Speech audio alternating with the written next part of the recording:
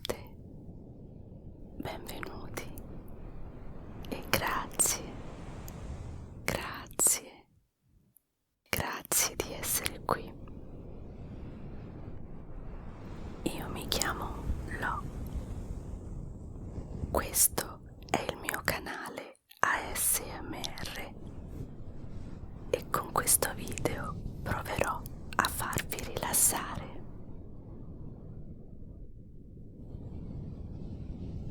Eccoci al terzo capitolo del Mago di Oz. Se vi siete persi la prima e la seconda puntata, vi consiglio di partire dall'inizio andando a guardare quei video e poi tornare a questo per continuare il bellissimo racconto. Vi metto il link in alto a destra e nel box info.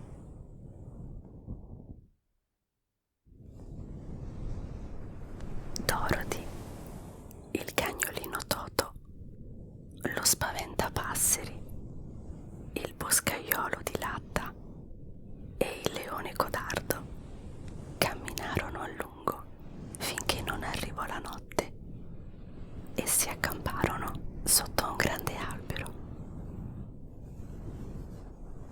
Il mattino seguente ripresero il viaggio lungo il sentiero di mattoni dorati. Attraversarono un fitto e buio bosco fino ad arrivare alla riva di un fiume. Il boscaiolo di latta prese la sua ascia e si mise a fabbricare una zattera per attraversarlo. Ma non appena si misero in acqua, si accorsero subito che la corrente del fiume era molto forte. Lo spaventapasseri e il boscaiolo di latta cercarono di tenere la zattera dritta con dei lunghi bastoni che facevano da pertiche per non farla ribaltare, ma il povero spaventapasseri ci mise talmente tanta foga che la sua pertica rimase impigliata nel fondo fangoso del fiume. Cercò di estrarre il bastone dal fondo fangoso, ma non ci riuscì e siccome lui era fatto di leggera paglia, rimase appeso alla pertica in mezzo al fiume, mentre la zattera gli scivolava via da sotto i piedi. Addio, miei cari amici, gridò lo spaventapasseri. Gli altri lo guardarono dalla zattera, allarmati ma impossibilitati a fare qualsiasi cosa, perché la corrente li stava trascinando velocemente via dal punto in cui lo spaventapasseri era rimasto impigliato. Lo salutarono tristemente con la mano, cercando di capire come si sarebbero potuti mettere in salvo. Dopo molto tempo passato in balia della corrente del fiume e senza nessuna speranza di riuscire a salvare lo spaventapasseri, qualcosa balenò nella testa del leone codardo. «Tenetevi stretti alla mia coda!» esclamò e si gettò nel fiume, nuotando con tutta la forza che aveva in corpo verso riva.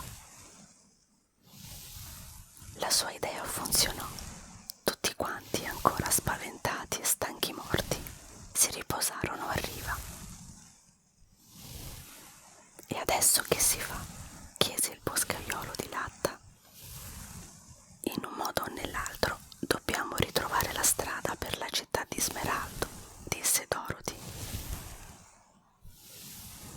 «La soluzione migliore è risalire lungo la riva del fiume finché non la ritroviamo», consigliò il leone. La soluzione piacque a tutti quanti e svelti si incamminarono finché ad un certo punto il boscaiolo di latta non esclamò: «Guardate laggiù!» Tutti si girarono e videro lo spaventapasseri ancora aggrappato alla pertica in mezzo al fiume. Aveva un'aria triste e sconsolata. possiamo salvarlo? Chiese Dorothy. Il leone codardo e il boscaiolo di latta scossero la testa. Non ne avevano idea. Così si misero tutti a sedere sulla sponda del fiume a guardare lo spaventapasseri. Proprio in quel momento passò sopra di loro una cicogna. «Chi siete voi? Dove state andando?» chiese. «Io sono Dorothy e questi sono i miei amici, il boscaiolo di latta e il leone codardo. Stiamo andando alla città di Smeraldo, ma abbiamo perso il nostro amico spaventapasseri là in mezzo al fiume. Se non fosse così grande e grosso ve lo riporterei io a riva», rispose la cicogna. «Ma non è per niente pesante, è molto leggero perché è fatto di paglia. Io ci provo, ma se è troppo pesante lo lascio cadere nel fiume». Così la cicogna si avvicinò allo spaventapasseri, lo prese per le spalle e senza sforzo lo portò fino a riva. Non appena fu a riva, lo spaventapasseri iniziò a saltare dalla gioia abbracciando tutti quanti. «Grazie mille, signora cicogna», gridò. «Come posso stepitarmi?» «Non preoccuparti, aiutare le persone in pericolo è un dovere. Vi auguro un buon viaggio verso la città di Smeraldo. Il vostro cammino è ancora lungo». Con un forte battito di ali si allontanò e nessuno di loro riuscì a sentire l'avvertimento che quella non era la strada giusta per la città di Smeraldo. L'allegra comitiva, ignara di andare nella direzione sbagliata, riprese il viaggio fino ad arrivare ad un immenso campo pieno di magnifici papaveri rossi. Il loro profumo era intensissimo. Mentre avanzavano nel campo di papaveri, a Dorothy iniziarono a diventar pesanti le palpebre e dopo poco, non riuscendo a tenere più gli occhi aperti, si addormentò, come pure il cane Toto ed il leone codardo. Tutti caddero in un sonno profondo, tranne lo spaventapasseri e il boscaiolo di latta, che non avendo necessità di respirare non avevano subito l'effetto soporifero del profumo dei papaveri. I due si guardarono in faccia. «Dobbiamo portarli via da questo campo di papaveri il più in fretta possibile», disse lo spaventapasseri.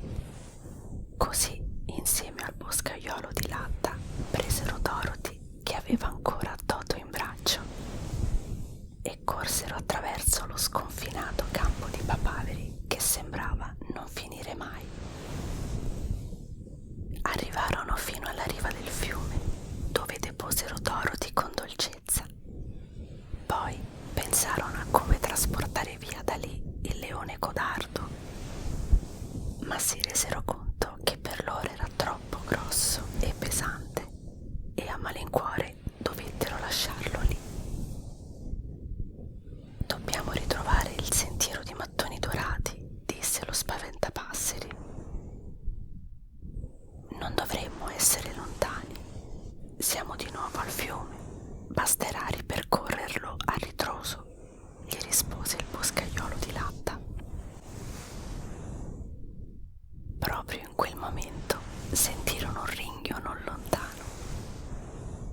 Una lince stava inseguendo un povero topolino.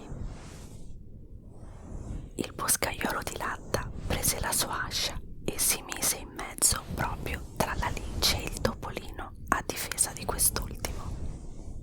Alla vista di quello strano uomo tutto di metallo, la lince scappò via a gambe elevate. «Non so come ringraziarvi», disse il topolino.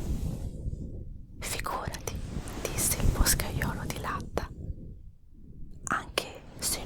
cuore, sento il bisogno di aiutare chi sta in pericolo, anche se si tratta di un piccolo topolino. Ma io non sono un semplice topolino, io sono la regina dei topi di campagna e voglio stepitarmi per il vostro atto di coraggio. Così richiamò a sé tutta la sua corte di topolini, un centinaio circa, che si inchinarono di fronte al boscaiolo di latta. Allo spaventapasseri allora venne un'idea.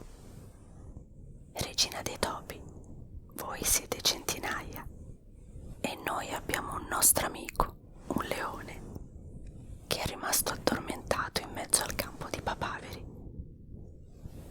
Riuscireste a trasportarlo fin qui, così vi stepitereste col boscaiolo di latta? Un leone, gridarono spaventati in coro i topolini. Ci mangerà tutti in un sol boccone. Oh no, questo è un leone codardo. Garantiamo noi che non vi farà nulla di male. E poi ora dorme come un ghiro. La regina dei topi confabulò con i suoi consiglieri, finché non iniziarono ad organizzarsi per andare a recuperare il leone. Chiesero aiuto al boscaiolo di latta e allo spaventapasseri per costruire un carretto dove mettere il grosso leone per poi trasportarlo fin lì sulla riva. In men che non si dica, il carretto fu pronto e tutti i topolini andarono a recuperare il leone. Con grandi sforzi lo misero sopra il carretto e lo portarono vicino a Dorothy e Toto, che si stavano lentamente svegliando. Dopo aver deposto il leone, i topolini corsero via per paura di essere mangiati. Rimase solo la regina dei topi che disse: abbiamo portato qui il vostro amico. Se doveste avere ancora bisogno di noi, non esitate a tornare qui nei campi a chiamarci.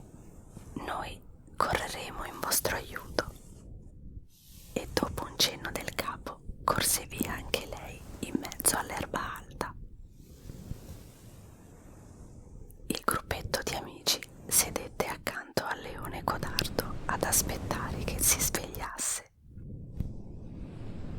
Pian piano il leone si riprese e il boscaiolo di latta e lo spaventapasseri raccontarono a lui e a Dorothy l'incredibile avventura avuta con i topolini. Ripresero quindi il viaggio verso la città di Smeraldo. Per fortuna riuscirono quasi subito a ritrovare il sentiero di mattoni dorati. In lontananza iniziavano ad intravedere quella che sembrava proprio la città di Smeraldo.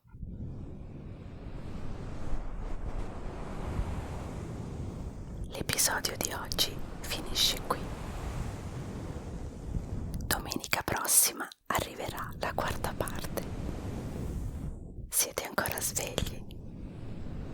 Mettete un bel like se il video vi è piaciuto e se non lo avete ancora fatto, iscrivetevi al canale per non perdere i prossimi appuntamenti. Se siete arrivati fino a qui, commentate con l'emoji del topolino. Con questo vi saluto. Spero di essere riuscita a farvi rilassare e noi ci vediamo al prossimo video.